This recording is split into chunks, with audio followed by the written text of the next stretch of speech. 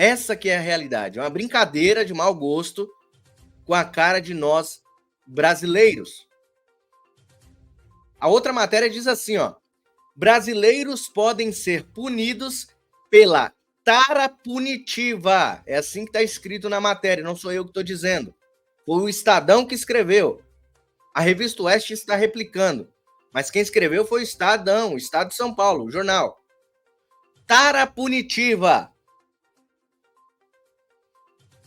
Está dizendo que o ministro Moraes ele é tarado por punição. Ele gosta, ele sente desejo, ele sente prazer em punir.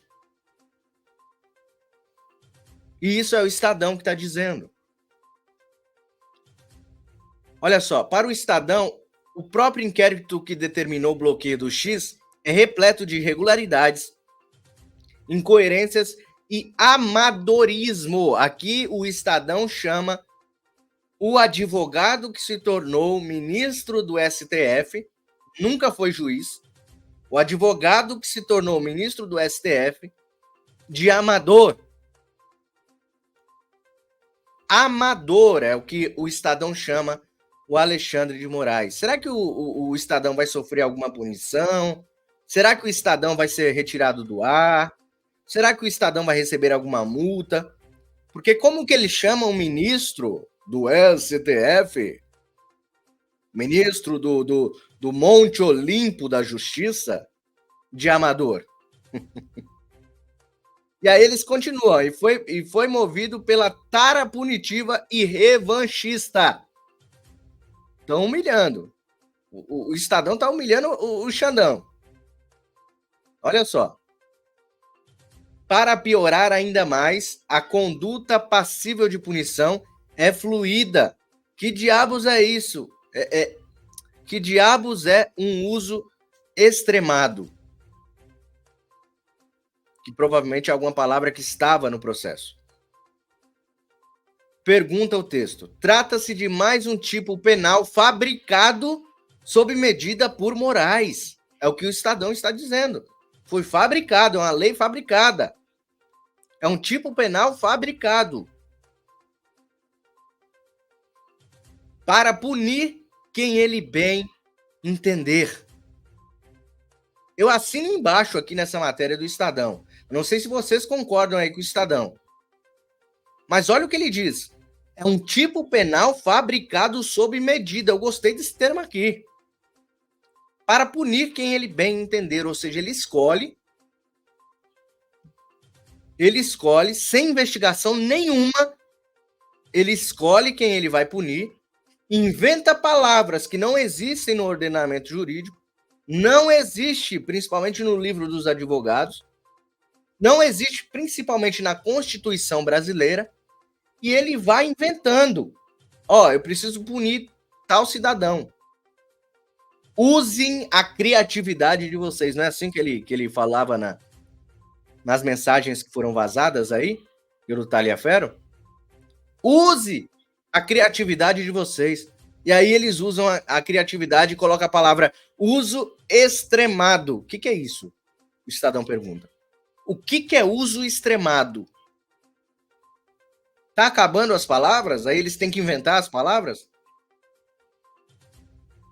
Complicado, né? E tem mais. Porque agora eu vou trazer para vocês um vídeo do Glenn Greenwald. Glenn Greenwald, que é o jornalista americano que está cuidando dos vazamentos a conta-gotas de tudo que acontece no Brasil diante dos desmandos deste ministro. E o Glenn deu uma entrevista num podcast há uns 2 dias atrás. E eu vou trazer aqui a parte onde ele diz para tomarem cuidados. Detalhes das atitudes de Alexandre de Moraes com Glenn Greenwald. Nós vamos acompanhar neste momento. Deixa o like e compartilha para ajudar o engajamento do canal. O canal tem sofrido aqui com baixa adesão. Ele não está entregando o vídeo, então eu conto com a sua ajuda neste momento para jogar nos grupos, para que mais e mais pessoas venham assistir com a gente, tá? Olha só esse vídeo interessantíssimo do Glenn. Vamos lá. E agora a gente vem para o que a gente está vivendo hoje. A gente começa por onde? Começa em janeiro? Onde começa o que está acontecendo com o Alexandre de Moraes? A tua visão que ele estava exagerando ou estava fazendo alguma coisa parecida com o que o Moro fez? Esse teu entendimento. Bem antes do que eu recebi esse arquivo, E foi quando? Isso foi, acredito, em maio, alguma coisa, junho, maio desse ano. Ah, tá. Bem antes sido disso. anterior. Na última 2 anos. Tá.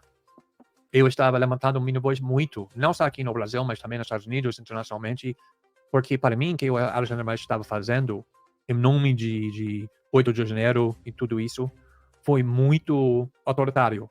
Esse regime da censura que ele adotou, que ele criou juntos com o STF, foi exatamente o que o ditador militar brasileiro fez, que eles conseguiram decidir sem processo nenhum que alguém estava fazendo um crime só com a expressão das ideias, essa informação da desinformação, de discurso de ódio, e cada vez mais o Moraes, o poder do Moraes, a capacidade dele para censurar ideias e banir pessoas na internet sem qualquer evidência, sem qualquer acusação, só porque ele queria, só com a caneta assinada. Não só brasileiros ordinários, mas também as pessoas eleitas pelo povo brasileiro para ir para o Congresso Nacional e o Senado, ele estava banindo essas pessoas sem qualquer acusação, sem qualquer crime. Isso estava me preocupando há muito tempo. E depois disso, foi para a censura, para prendendo pessoas sem processo nenhum, que era exatamente o mesmo princípio que estava defendendo na Vaza Jato. E um caso mais vívido, mais extremo, é que ele iniciou um processo para investigar o suposto golpe dos bolsonaristas. O de 8 de janeiro. Mas antes também para impedir o posse do Lula, isso é a acusação, nada foi provado. Lembro disso. E parte dessa investigação, ele manda preso o Felipe Martins, que era o assessor para assuntos internacionais. Felipe Martins foi para prisão 6, 7 meses, uma prisão muito dura. Foi liberto há pouco tempo, né? Que o Sérgio Moro também usava para pressionar pessoas para delatar, para sair dessa prisão. É uma prisão, não é uma piada essa prisão. E o Felipe Martins estava lá quase 7 meses, 10 anos, sendo processado, acusado formalmente de qualquer crime. E o argumento de Alexandre de Moraes para prender Felipe Martins, mesmo sem uma condenação ou até uma acusação, é que um repórter falou que o Felipe Martins saiu do Brasil na avião presidencial com Bolsonaro no último dia da presidência do Bolsonaro, o dia antes do Lula tomou posse. Ele foi nesse avião para os Estados Unidos, mas ele nunca voltou. Nunca tinha um registro saindo dos Estados Unidos e entrando no Brasil. E por causa disso, disse Alexandre de Moraes, isso mostra a tentativa de evaporar ou deixar para ser, que mostra a tentativa de fugir à justiça. E por causa disso, ele é um grande perigo de fugir à justiça. O problema fundamental é que foi muito hábil desde o começo e que o Felipe Martins nunca saiu do Brasil naquele avião presidencial. Ele estava no Brasil o tempo todo. Foi muito fácil de provar. Até ele viajou dentro do Brasil durante esse período, na Latam, para Brasília, para São Paulo. O Latam confirmou, tinha muito cartões de crédito, postagem no Reddit. Foi óbvio que isso era mentira.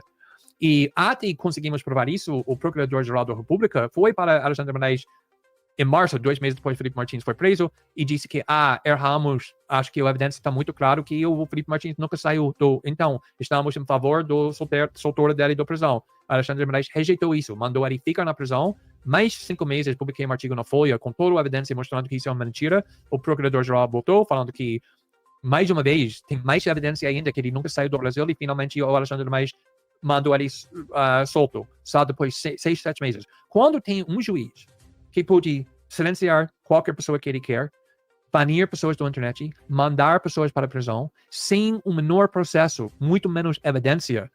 Isso é tirania, por definição. E estava piorando. Por quê? Porque muitas pessoas, não só na esquerda, mas o establishment, o central, tem medo do movimento Bolsonaro. Que tudo bem, pode ter medo do Bolsonaro, mas não pode autorizar medidas bem autoritários em nome de salvar a democracia. É como, precisamos queimar essa cidade para salvar a cidade.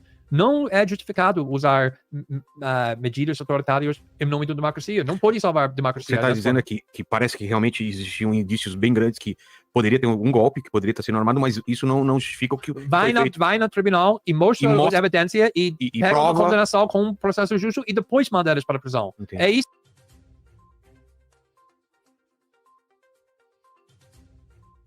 Perdão, pessoal, tava mudo aqui.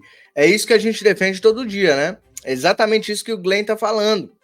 Lembrando que Glenn, para quem não sabe, ele é americano e ele tá soltando as bombas de Moraes, né?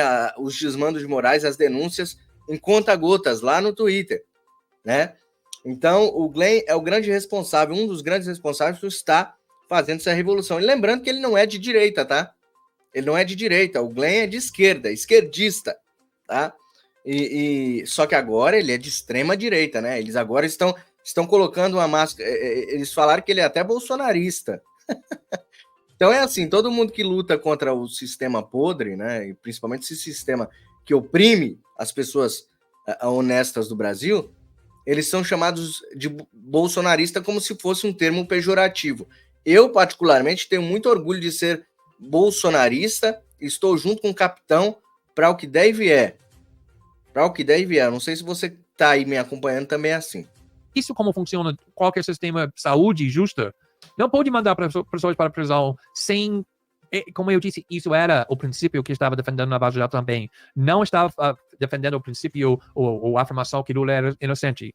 A única coisa que achei injustiça é que ele nunca recebeu um julgamento justo por causa dessa conspiração entre o juiz e o procurador.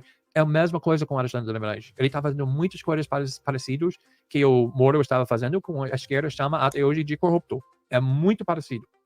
E nesse momento a esquerda então descola de você e acha que o que você está fazendo é perigoso para ajudar a direita ou a extrema direita, né? É nesse momento que você sente que te abandonaram. Exatamente como quando eu queria fazer essa reportagem quando eu fiz essa reportagem sobre Hillary, muito democrático estava falando, você quer eleger Trump. Quando eu não tenho nenhuma atrapalha a gente, nenhuma perspectiva que junta com Trump.